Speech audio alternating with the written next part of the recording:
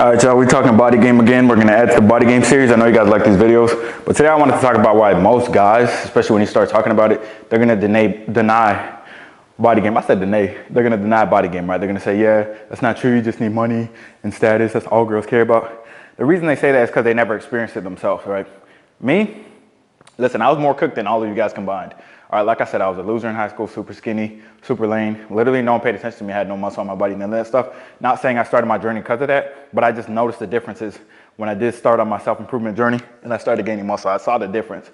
I saw the difference in, you know, the respect I got from obviously from guys, from work, like the respect I got, and then the attention I got from women was way different. The reason a lot of guys deny it is because obviously them themselves, they don't have the discipline to actually execute and practice body game. They don't have the discipline to put the cookies down. I would say cookies. It's really what people struggle with, cookies and chips. They don't have the discipline to track their macros and all that stuff, right? So they're never able to practice body game. But for me personally, like I watched in high school as, you know, the football players and my brother, they were literally running body game. Like all the girls were going to them. I was like, why are they always going to them? And the girls were always talking about like their physiques, the aesthetic physiques and stuff like that. And I was super out of shape. So obviously I was like skinny, but they had a little gut, right? I was skinny without a six pack, which is like the worst. Right, no arm muscle and just some stomach fat. So obviously no one paid attention to me. I thought that was just life. I thought it was just normal. So I was an introvert anyway, so it kind of made sense. And I kind of just went back to reading my manga, reading my books, whatever. And then, you know, as I started lifting weights, taking a little bit more seriously, paying attention to nutrition, because I wanted to be the healthiest version of myself, and I was also overcoming gastritis. Those are some reasons I started. And I generally just wanted to, you know, get the best physique I could, be the healthiest version of myself. Once I started doing that, that's when I started seeing the, you know, the results from women, and women that never paid attention to me. Now they're paying attention to me. And I was like, oh, that's kind of interesting. Maybe something changed. It wasn't until hindsight, like looking back at it, it wasn't until a couple years later I noticed it was because of body game. Because as my body game improved, as I built more muscle, then I started becoming girls' first options. And the thing is, a lot of guys don't understand how it is to be a girl's first option. They're so used to being the third option, fourth option, or maybe they FaceTime the chick all the time or something like that, give her attention, but they're not really seeing her in person because she just uses them as a filler or as a, you know, simp, or what do they call it, an orbiter or some shit? Yeah, they use her like an orbiter. She uses you like an orbiter, so you guys have never dealt with like when a chick is like genuinely interested in you, and that's something body game will give you, right? A lot of you guys are like, oh my God, like, oh, chicks are horrible, they're this or this or that, and it's just like, you just haven't worked on yourself enough in reality. And the thing is, the reason that body game is respected, not because of just the actual outward appearance, but it's because of the actual discipline it takes and the person you have to become to even get that and maintain that. That's the thing, right? Obviously, some people could accidentally get fit for a little bit, but to get and stay fit consistently takes a lot of discipline, ambition, and prioritizing of yourself. And that's just an attractive trait in all aspects. Like I said, if you're going for a job interview and you're in shape and you have the same qualifications as someone who's out of shape, you'll most likely get it because your energy is better. You know, you're going to be more respected. It's just how it works. We live in a very vain society. You can deny it all you want to, but that's another thing, another reason that a lot of guys will deny body games. Like they'll be like, no, man, you only got hurt because this is that. Listen, back in my first year of college, I still wasn't in shape, right? But there was some dude, and he had like big traps, big chest, you know, big shoulders or whatever. He was like 5'7" or something like that. And girls will say, oh, his face is not the best, but they all, like, when we went to Panama City Beach back in the day, all the chicks were on him because he was in super good shape. Now, he was dumb as a rock, right?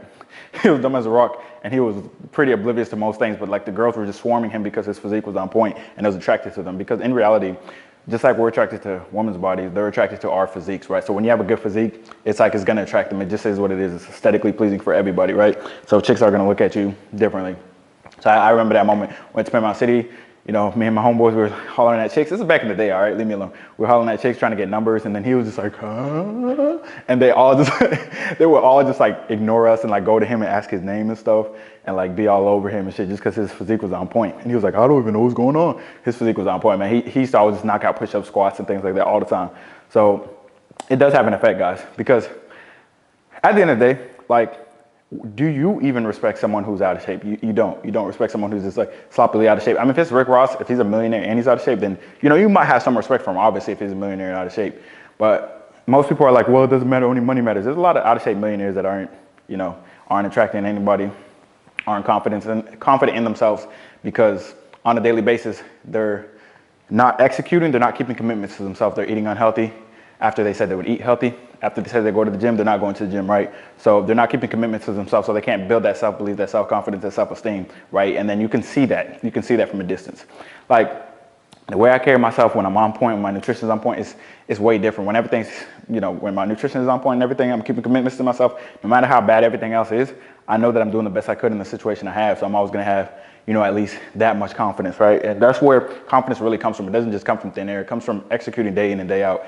And when you execute day in and day out, a side effect is just your physique's going to be on point because you're executing in the kitchen, you're executing in the gym. Very simple shit, right? So that's why a lot of guys are going to deny it. Like a lot of guys will deny it because they never experienced it before. They've always been out of shape.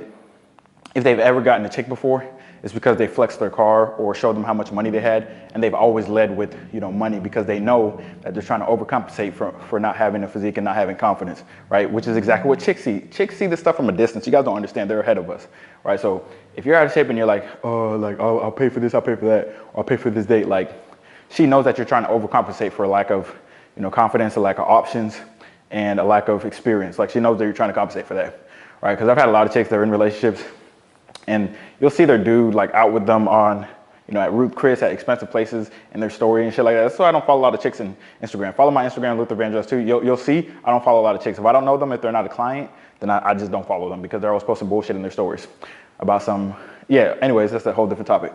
But anyways, like a lot of chicks would post their boyfriend or going out on a date with their boyfriend on their story, and then right after that, like, and they'd be like, he paid for everything, he's so perfect. Right after that, I'm posting a gym selfie, go to sleep, wake up, and they're hard-eyeing my story, and they're like, we should really meet up, like it's been a while, like, or they'll be like I've been wanting to meet up with you, and then I'll scroll up and I'll just see every story I post, they're hard eyeing it, or they're double tapping it, or they're like, responding to it, because that's what they really want. That's the genuine desire. You can't negotiate genuine desire, and people don't realize that once you've had the genuine desire from BodyGame, it's gonna be like, oh, okay, well, I'm never gonna go back to doing the bullshit I used to do. I'm never gonna lead with money or try to overcompensate for something I don't have. If someone doesn't like you, they don't like you.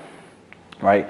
Now, obviously, when you have BodyGame, more like women will be attracted to your physique. Obviously, that doesn't account for personality.